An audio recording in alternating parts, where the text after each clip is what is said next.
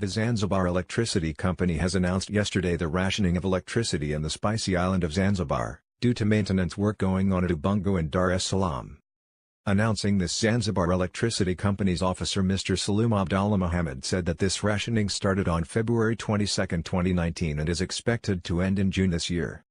The rationing is only for Unguja as Pemba gets its electricity from Tanga, which is not affected by the work going on at Ubungo. This rationing will start at 9 a.m. in the morning and will end at 9:30 p.m. in the evening. Each zone will miss electricity for 2 hours.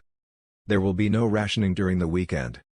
The government and Zanzibar Electricity Company are in the process of studying different options for another source of electricity for Zanzibaris when TANESCO's electricity from the mainland is not available. Recently, the President of Tanzania Mr. John Magufuli ordered TANESCO to forgive more than 20 billion shillings Zanzibar Electricity Company owed the corporation.